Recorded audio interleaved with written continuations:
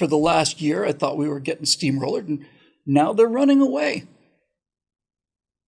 Damn it, boys, they're getting away. That's simply this. My wife is about to take her U.S. citizenship test. One of the many questions on that test is, if the president can no longer serve, who then becomes president? The answer is the vice president. The following question is, if the president and the vice president can no longer serve, who then becomes president? The answer is the Speaker of the House of Representatives. Joe Biden's mental abilities will continue to decline, and they will accelerate their decline. The time will come relatively soon when he will not be able to appear on television, not even with a teleprompter, because that vacant look in between sentences, forget about the stuff like turn to your right and acknowledge Senator Davies. Oh, was I not supposed to read that? What am I supposed to do?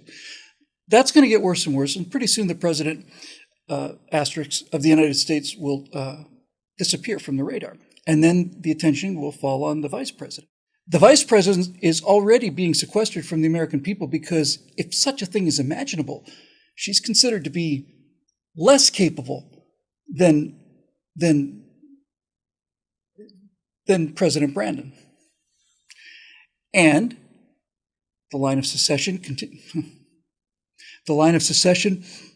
that's probably just wishful thinking on my part. I meant to say the line of succession then goes to Nancy Pelosi, who is also a mummified, dried out, useless, senile old bat who is apparently attempting to retire in Florida so she can get away from the high taxes and ridiculous regulations and insane property taxes that she's created for us here in California.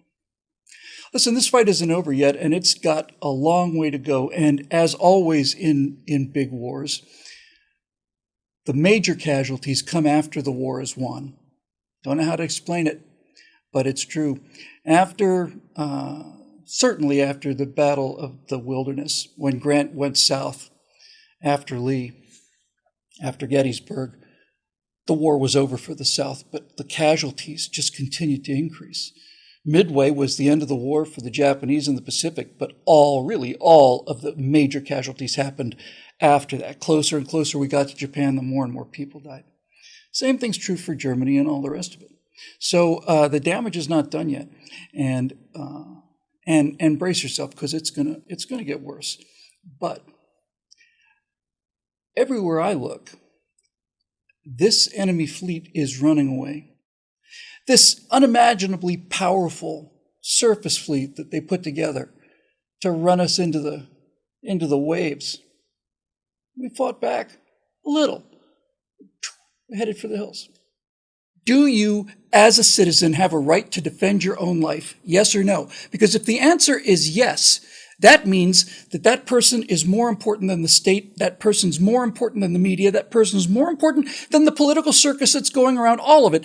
If he is allowed to defend his life as an individual American, regardless of the means, he could have used harsh language, it doesn't matter. He could have used a rock, pointy stick, doesn't matter. If he has the right to defend himself, he's a citizen. If he's a citizen, he has rights that protect him. And if he has rights that protect him, then this machine of oppression and government tyranny that they've been rolling out since the sneak attack on November 4th is powerless over him. Powerless.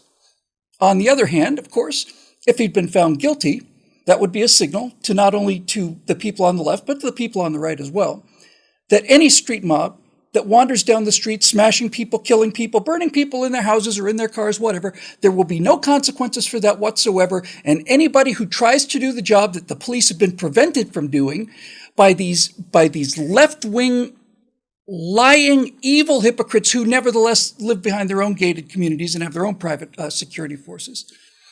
If he'd been found guilty, then we would have our answer. We would know that the mob rules in America. But it doesn't. Not today. Everywhere I look, I see the defenses against the sneak attack onslaught stiffening. And this isn't just stopping them. This is holding the line and turning them back. This is a win of monumental importance. And it's the second part of something that we can never forget, no matter how filled with despair we are, no matter how obvious the cheating, no matter all the ideas of Facebook saying you can't post anything in support of Kyle Rittenhouse, GoFundMe, no, you can't raise money for this guy. All of it, they had the whole machine in action. All of it, all the guns firing, and they still couldn't do it. Justice still prevailed. So, two parts, I said, that you could keep in mind during these awful, awful times.